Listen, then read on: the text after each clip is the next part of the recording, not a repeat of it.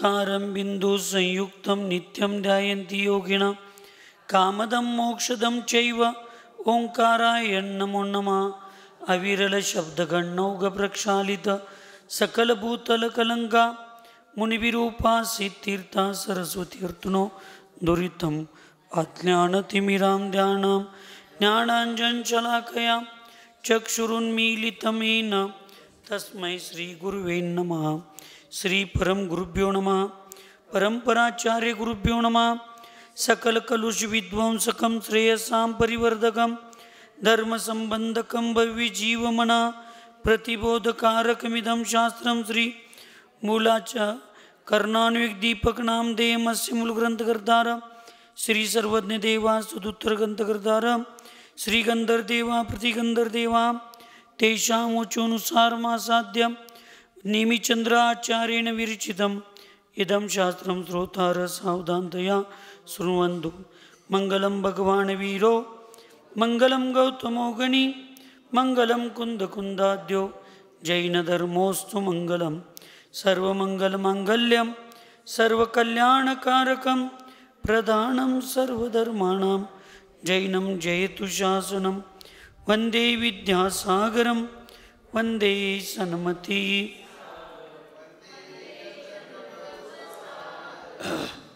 भक्त्या प्रणम्य वीरं सर्वज्ञं सर्वजतुहितदक्षं कर्णानुयोग दीपं कुर्वे स्वांतस्तमो विघातार्धम।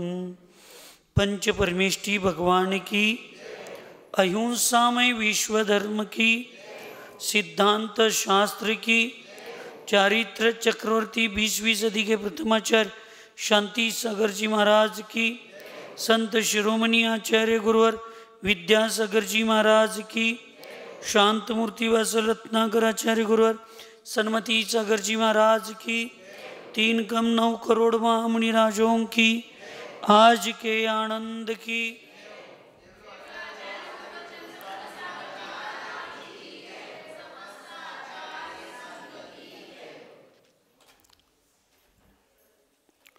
मनुष्य गतीचं स्वरूप पूर्व चर्चेमध्ये झालेलं होतं।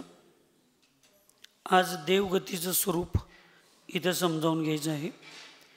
देवगति का स्वरूप क्या है? जो अनिमा महिमा आदि 8 रुद्रियों के द्वारा नाना द्वीप समुद्रों में इच्छानुसार क्रीड़ा करते हैं और जिनका रूप लावण्य यौवन सदा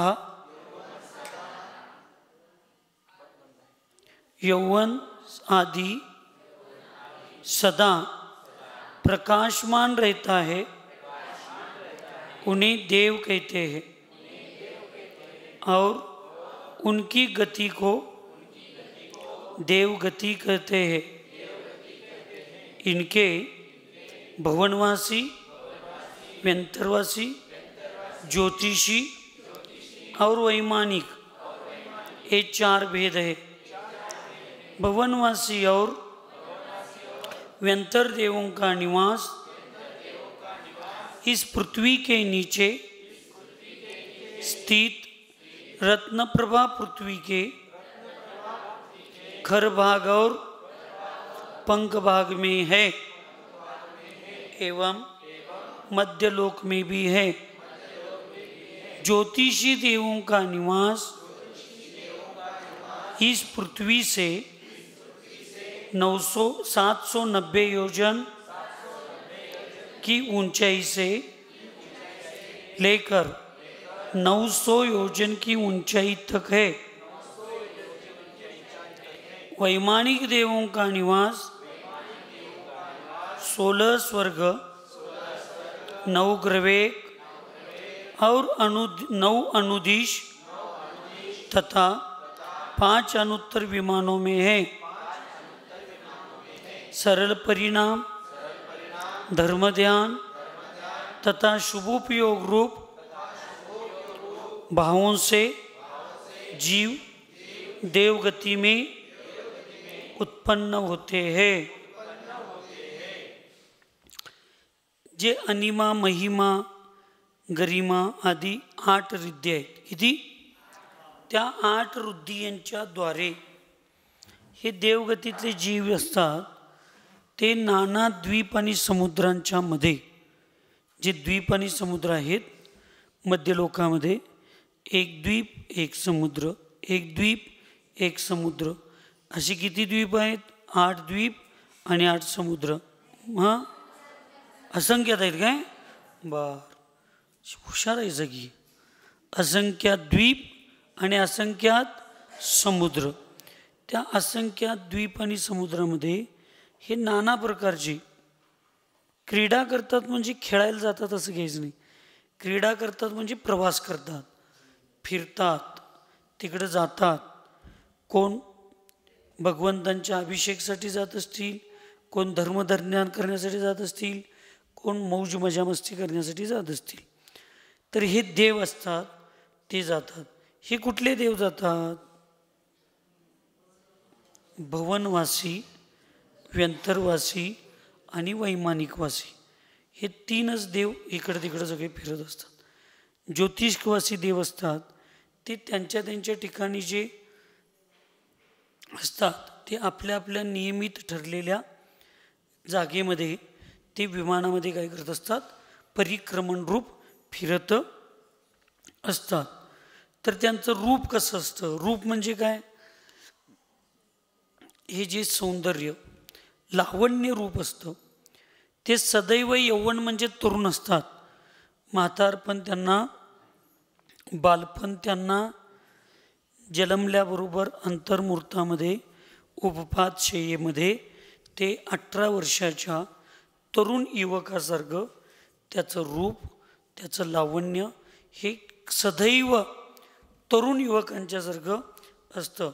त्यामुळं सुरकुत्या वगैरे पडायचं काय काम नाही. त्यामुळे तिथं सौंदर्य प्रसाधन, लाली, लिपस्टिक ते फिरवून लावली, अडवून लावली, काय सुद्धा लावायची गरज नाही. तिथं सगळं आपोआपच मिळालं असतं. हे नियमानं लक्षात ठेवा. भगवंतांचं काय झालं? चंगुमती मंगळवार उद्या आहे, आजच हाला लागले अंग सगळं. काय सांगत होतो? भगवंतांची पूजा सुंदर शरीराला, गुरूंची सेवा निरोगी शरीराला, गुरूंची सेवा सुख संपन्न अवस्थेला, भगवंतांची पूजा सुंदर शरीराला, गुरूंची सेवा सुंदर परिस्थितीला आणि रोगी लोकांची सेवा, औषधदान, वयावृत्ती ही निरोगी बलदंड शरीराला, शास्त्र वाचणे आणि शास्त्र शिकवणे हे सुंदर ज्ञानाला निमित्त असतात. त्यामुळं जे अत्यंत चांगल्या मनानं, शुभ परिणामांनी, शुद्ध बनण्याच्या भावनेनं जी वीतरागी भगवंतांची लोक पूजा करतात, जी लोक वीतराग भगवंतांची पूजा करतात, त्यांना नियमानं सुंदर शरीर मिळतं. काही तिथं कलप बिलप करण्याची भानगडच नाही. लक्षात ठेव. केस काळीच राहणार जन्मल्यापासून मरूपर्यंत. तिथं बछाडी बसवायचं कारण नाही. दात असत्यात, काय बसवायचं म्हणजे फिरवून हे लिपस्टिक बिपस्टिक लावतात, काही नाही. इतकं सुंदर शरीर असतं ना. फक्त ते शेवटच्या 6 महिन्यात त्यांच्या गळ्यातला हार वाळतो आणि त्यांना अवधी ज्ञान लावल्यानंतर कळतं की माझा आता मृत्यू होणार आहे, इथला आयुकर्म संपणार आहे. तरीसुद्धा ते म्हातारे होत नाहीत. आहेत तशा अवस्थेतच त्यांचा प्राण तिथून निघून जातो. म्हणून परीक्षा घेण्यासाठी काही विशिष्ट कारणास्तव त्यांच्याकडे वैक्रिक रूप असतं. शरीर कोणतं आहे त्यांचं? वैक्रिक. त्यामुळे ते विविध रूपाला वैक्रिकतेनं धारण करू शकतात. पण त्यांचं मूळ शरीर जे आहे ते तरुण यौवन रूपात असंच असतं. लक्षात घ्या, मी बोलतोय तिथं कुतीतल्यांना काही लोकांना त्याचं वाईट वाटणार नाही. ज्यांची श्रद्धा आहे त्यांना ज्ञानच नाही, त्यामुळे मी काय बोलतोय कळणार नाही, त्यामुळं त्यांना वाईट वाटणार नाही. पण हे विषय ज्यांच्यापर्यंत पोचेल त्यांना नक्की वाईट वाटणार आहे. चतुर्निकाय देव हे समचतुरस्रस्त असतात. ऐकायला का झोपालाय माताजी? चतुर्गतीतील देव, चतुर्निकाय देव हे समचतुर संस्थान रूपच असतात.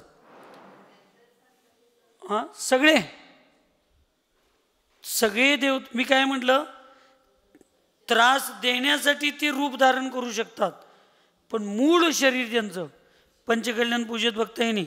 कोण आहे त्यो? मी व्यंतर आहे. कशासाठी आलाय? मग ते सगळं म्हणतात आता त्रास देऊ नका, तुमच्या मूळ रूपात या. म्हटलं ते या करून असं ते सगळं काढतात आणि ओरिजिनल रूपात येतात की नाही. त्यांचं शरीर तसंच आहे. सगळ्या देवांचं शरीर हे म्हणजे समचतुरस्र असतं. पण हे आमचे काही अतिशाने साधू, पंडित, विद्वान, हे सगळे राजे लोक का मंदिरातनी, आमचा बाबा तुम्हाला कोणालाही विरोध नाही, शासन देवी देवतांना मंदिरात बसवायला, ते भगवंतांचं परिकर आहे, ते निवास असणार, आमचा कुठलाही विरोध नाही. पण गोमुख देवाचं नाव आहे, नाव देवाचं गोमुख आहे, म्हणून गाईच्या बैलाच्या तोंडासारखा देव, देवाची मूर्ती आणून बसायचं, हात त्याची सोंड वेगवेगळे असलेलं, विद्रूप अवर्णमादया देवांच्या रूपावर हा काय अवर्णमाद आहे. कित्येक मंदिरात मी बघितलो, मी कुठल्या देवाची निंदा करालो नाही, पण त्या देवांना निंदनीय स्थान तुम्ही लोकांनी वास्तविक निर्माण करून द्यायला लागलाय की डुकरासारखं तोंड देवाचं, ते देवाची मूर्ती तिथं बसवायचं. मग हे असं सगळं कुठे शास्त्रात देवांचा रूप आहे का?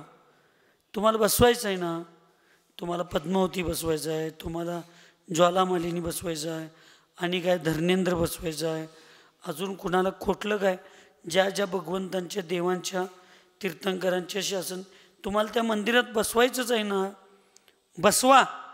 पण किमान शास्त्रात सांगितलंय तशा त्या देवगतीतल्या देवांच्यासारखं दिसायला सुंदर असणाऱ्या, व्यवस्थित असणाऱ्या तर मूर्त्या बसवा, जेणेकरून उद्या हे जैन धर्मातलं शास्त्र पुरावे देऊन आमचे देव, देवगतीतले देव, भगवंतांची शासन देव, देवी देवता हे असे असतात सांगायला तरी येईल. पण उद्याच्या वेळेला असले सगळ्या मूर्त्या बसवलो आणि त्यावेळेला हिंदू लोक येऊन हे आमचे देव आहेत म्हणले तर काय करणार तुम्ही? म्हणजे तेरापंथी लोकांना किंवा आमच्यासारखे देवी देवतांच्या स्वरूपाला मानतात, पण ते भगवंतांच्या रूपात मानत नाहीत, पूजनीय, ज्यांचं जशी अवस्था आहे ते अस्तित्व गुण आम्ही स्वीकारलोयच.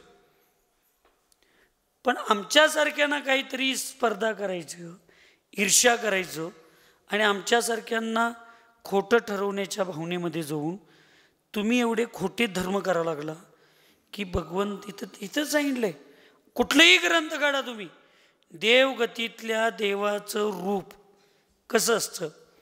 अत्यंत सुंदर असतं, मोहित असतं, तारुण्य रूप असतं आणि समचतुरस्र संस्थान सहित असतं. आणि म्हणून हे सगळं स्पर्धेच्या आणि ईर्षेच्या जगात या साधू लोकांनी स्वतःच्या 4 दिवसाच्या अस्तित्वाला सुरक्षित ठेवण्यासाठी अडाणी, अज्ञानी आणि भोळ्या लोकांना इतक्या चुकीच्या स्थानावर घेऊन चाललेत, काय सांगायचं तुम्हाला. सदा प्रकाश, रूप लावण्य, यौवन सदा प्रकाशमान राहत आहे. त्यांचं तारुण्य, त्यांचं रूप सगळं सदैव प्रकाशित असतं. उन्हें देव कहते, त्याला काय म्हणतात, देव म्हणतात. और उनकी गती को देव गती कहते, त्यांच्या गतीला कुठली गती म्हणतात, देवगती. भवनवासी, व्यंतर आणि ज्योतिषी आणि वैमानिक हे त्या देवांचे भेद किती आहेत, 4 प्रकारचे भेद आहेत. भवनवासी आणि व्यंतरवासी देवांचा निवास पृथ्वी तलाच्या खाली म्हणजे मध्यलोकाच्या खाली जी रत्नप्रभा नावाची पहिली पृथ्वी नरक आहे, पहिलं नरक, त्याच्या खरभाग, अभोल आणि पंख भाग असे 3 भाग पडतात. त्याच्यातल्या खर भागामध्ये आणि पंख भागामध्ये असे हे व्यंतरवासी आणि भवनवासी देवांचं मूल निवासस्थान तिथं असतं. आणि ज्योतिषवासी देव हे पृथ्वीवर म्हणजे जे चंद्र, सूर्य, तारे, ग्रह, नक्षत्र हे दिसा लागलेत, हे सगळे ज्योतिषवासी देवांचं विमान आहे. आणि ते किती 790 योजन पृथ्वीपासून त्यांची पहिल्या एक ग्रहाची सुरुवात होते आणि ते 900 योजन उंचपर्यंत त्यांचे विमान ह्या अवकाशामध्ये विमान परिभ्रमण करत असतात. भवनवासी आणि व्यंतरवासी देवसुद्धा मध्यलोकामध्ये सुद्धा असतात. कुठं असतात तर व्यंतरवासी देव वगैरे झाडावर, मोठ्या मोठ्या जुन्या किंवा खंडर पडलेल्या जागेमध्ये, जास्त न वापरण्यात येणाऱ्या अशा जुन्या पडक्या घरामध्ये, पडक्या वाड्यांच्यामध्ये, पडक्याच घ्यायचं नाही, जे बंद आहे पण चांगलं आहे, 6 महिन्यापेक्षा जास्त बंद असतात, तिथं पण ते भवनवासी व्यंतरवासी देव येऊन निवास करत असतात. सांगू काय नको, भगवंतांचे जे शासन देव असतात ते नियमाने भवनवासी देव असतात. कुठले देव असतात, भवनवासी. आणि देवी जे असतात शासन देवी, त्या सगळ्या नियमाने व्यंतरवासी देवी असतात. कुठले असतात, व्यंतरवासी. आणि घरात ज्यावेळी तुम्ही वास्तुशांती करता, आता कोण म्हणते भगवंतांची प्रतिमा न्यायचं नाही, याच्याशी माझा काही संबंध नाही, पण आगम एवढंच सांगतंय की ज्या घरात मुनी महाराजांचा आहार होतो आणि भगवंतांच्या प्रतिमेचा अभिषेक होतो, त्या घरातले व्यंतर देवांची बाधा संपते, तिथून ती निघून जातात, एवढंच आम्हाला माहिती आहे. त्यामुळं आता ज्यांनी भगवंतांची मूर्ती घराकडे न्यायची नाही आणि घरात पूजा करायची नाही असं म्हणतात, त्यांचे विचार काय आहेत आम्हाला माहिती. आम्हाला नक्की हे मान्य आहे, पुणे, बेंगलोर, मुंबई सारख्या मोठ्या मोठ्या शहरामध्ये त्या ठिकाणी मंदिर 4-4, 5-5 किलोमीटर लांब असतात. त्यावेळी आताचे पंडित, विद्वान, शास्त्री हे शानी लोक भगवंतांच्या मूर्तीला डब्यामध्ये घालून, कापडामध्ये झाकून किंवा त्या कापसामध्ये झाकून, तांदळात झाकून, ती एक पिशवी त्या पुढं गाडीला अडकून, इथंपर्यंत पण ठीक आहे, पुढं पायात ठेवतात, पायात ते डबा, आणि तसं घेऊन जे घराकडे जातात ते पुण्य तर मिळवतच नाहीत, 100% ते पाप मिळवतात. मी ओपन चॅलेंजपूर्वक सांगतो, अशा ठिकाणी तुम्ही विरोध करा. पण जिथं मंदिर जवळ आहे, जिथं आम्ही सवळं निसून भगवंतांची प्रतिमा हातात किंवा डोक्यावर घेऊन वैभवसहित जर आम्ही आमच्या घराकडे घेऊन जाण्यासाठी योग्यता असेल आणि ते घरात बाहेर गेस्ट रूम किंवा हॉल असतो, त्या ठिकाणी आम्ही तुम्ही बेडरूममध्ये घेऊन जाऊ नका, पण त्या घरात घेऊन गेलं तर शास्त्रात कुठं सांगितलं, अहो शास्त्रामध्ये ग्रह चैतालयाचे प्रमाण आहेत. ठीक आहे, आत्ता हे स्वयंपाकघरात देवघर करून तिथं मूर्त्या ठेवायला लागल्या, हे चुकीचं आहे, पण शास्त्रात ग्रह चैतालयाचे प्रमाण आहेत की नाही. वास्तुशास्त्रामध्ये देव मंदिर म्हणून प्रत्येक वास्तुशास्त्रात त्याचं कुठं ना कुठं स्थान आहे.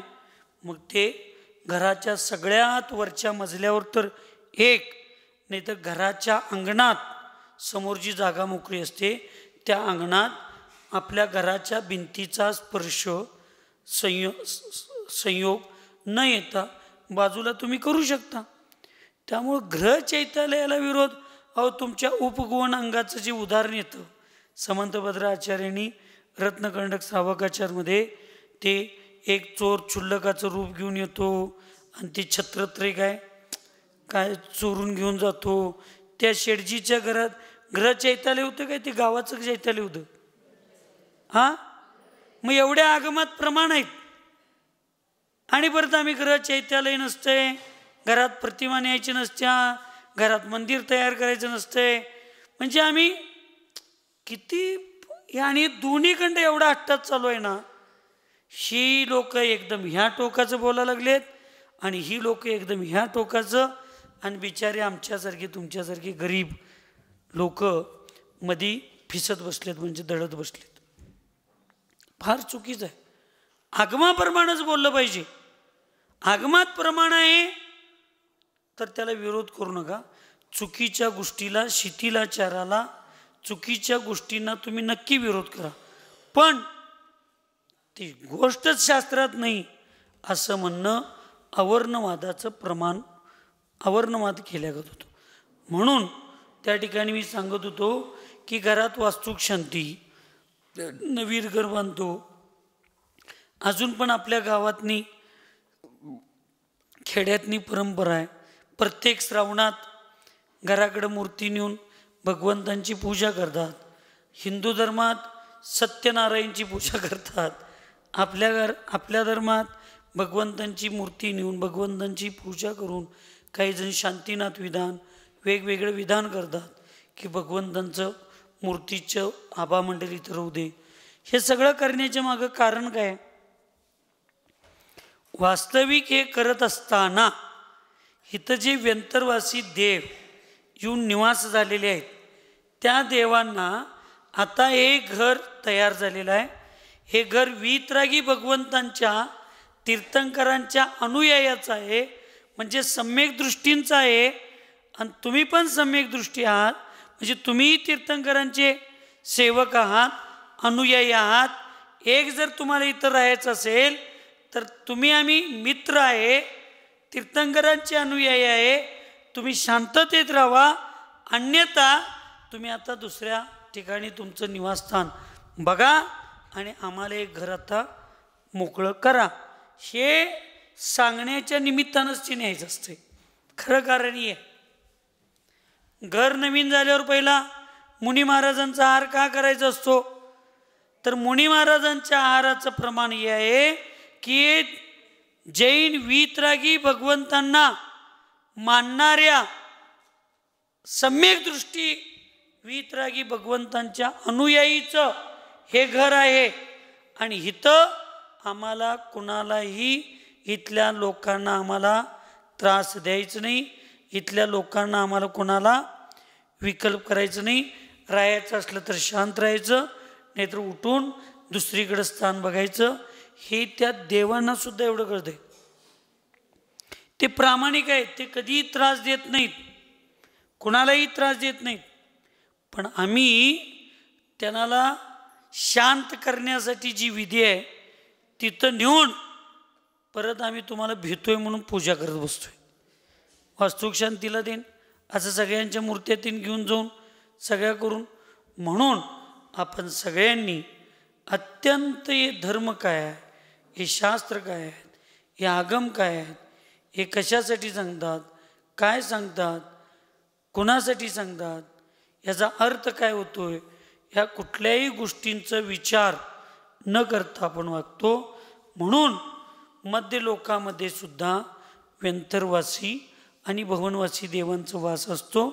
त्याच्या पलीकडं विषय आलाय म्हणून सांगायला लागलोय. व्यंतरवासी देव प्रत्येकाला त्रास करत नाहीत. त्यांचा स्वभाव प्रत्येकाला त्रास देण्याचा नसतो. ते व्यंतर व्हायला निमित्त कोण आहे त्याच जीवानं तेवढा त्रास देतो. नाहीतर या घरात, या हॉलमध्ये, ह्या बंगल्यामध्ये किंवा त्या रस्त्यावर भूत आहे, त्या रस्त्यानं 100 जण जात असतात. किती जण जात असतात? 100 जण जात असतात. त्या 100 जण जात असल्यानंतर त्यातले 1-2 भूत लागते, बाकीच्या नगा लागत नाही. खरंय काय खोटं आहे? खरंय काय खोटं आहे? मग बाकीच्या नगा ते पण गरीब श्रीमंत बघते काय? नाही. तिथं त्याला व्यंतर होण्यासाठी जी निमित्त आहेत आणि त्यांची जी निंदा तिरस्कार करून त्यांना त्रास देण्याचा प्रयत्न केला, अशाच शत्रू ज्याला त्यांनी स्वीकारलेला आहे त्यांनाच ते त्रास देतात. त्याच्या बाजूच्या जीवाला पण ते त्रास देत नाही. म्हणून आपण लोकांनी कधीही कुणाला त्रास होणार नाही, कोण वाईट होणार नाही, कुणाबद्दल शत्रुत्वभाव ठेवायचं नाही. कुणाच्या ऐकायला काय सासवानो? सुनानो पण ऐका. आपल्यामुळं आपली सून मरणार नाही आणि आपल्यामुळं सासू थडफडणार नाही. या दोन्ही गोष्टींची काळजी ज्यावेळी तुम्ही घेशीला त्यावेळेला तुम्हाला लक्षात ठेवा, कुठलेही व्यंतर तुम्हाला काही त्रास करू शकत नाही. हे नियम आहे, हे शास्त्रच आहे. त्यामुळं या गोष्टी सगळ्या लक्षात ठेवून करायला पाहिजेत. म्हणून इथं सांगितलं व्यंतर देवांचा भवनवासी आणि व्यंतर देव पृथ्वी तलावर मध्य लोकात सुद्धा राहतात. आणि वैमानिक देव 16 स्वर्ग म्हणजे पृथ्वी तलावर मध्यभागी मध्य लोकाच्या मध्यस्थानी जंबूद्वीप, त्याच्या मध्यस्थानी कुठलं पर्वत? नंदीश्वर पर्वत कणी सुमेरू काय सुमेरू पर्वत. आणि त्या सुमेरू पर्वताची उंची 40 लाख 10 योजन काय 1 लाख 40 योजन असं काहीतरी होतं. 1 लाख 40 योजन एवढी त्याची उंची असते. आणि त्या उंचीच्या वर त्याच्या ध्वजाच्या वर जे स्थान असतं तिथून पहिल्या स्वर्गाचं क्षेत्र अस्तित्व, देवांचं अस्तित्व तिथनं चालू झालं. तिथून इकडं 8 आणि इकडं 8, दक्षिणेंद्र आणि काय दक्षिणेंद्रच असते ना. इकडं ईशान्य, इकडं दक्षिणी ईशान्य, असं दोन्ही बाजूला 2 वैमान असतात. इकडं 8 इकडं 8. त्याच्यानंतर वर 9 ग्रहे एकावर एक. त्याच्यावर परत 9 अनुदिश एकावर एक. आणि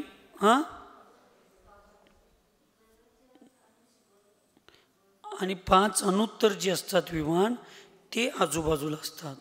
गुळवा असं मला वाटतंय. आणि तसं काय माझं चुकलं असलं तरी मला आणून दाखवा, उद्याच्या क्लासमध्ये मी स्वीकारतो. पण 5 अनुत्तर विमान जे आहेत ते एक मध्यस्थानावर आहे आणि बाकीची 4 सर्वार सिद्धीमध्ये आणि बाकीचे सगळे 4 बाजूला आणि त्याच्यावर सिद्धशिला. अशा पद्धतीनं हे सगळं सिद्धशिला सोडून खाली सगळं 16 स्वर्ग, 9 अनुदिश, 9 ग्रहे, 9 अनुदिश, 5 अनुत्तर या रूपामध्ये सगळे वैमानिक देव तिथं राहत असतात. आणि सरळ परिणाम धर्मध्यान आणि शुभोपयोग रूप भाव ज्यांच्याकडे आहेत ते देवगतीला प्राप्त होतात, देवायू त्यांना प्राप्त होते. आणि सिद्ध परमेष्ठी 4 गतींच्या चक्रांनी रहित जे असतात त्यांना सिद्धगती, सिद्ध भगवान असं म्हणतात. ते सिद्धशिलेवर विराजमान असतात असं सांगितलेलं आहे. सुखी रहे सब जीव जगत में, कोई कभी न घबरावे, वैर पाप अभिमान छोड़ जग, नित्य नहीं मंगल गावे. ओम नमः सबको क्षमा सबसे क्षमा.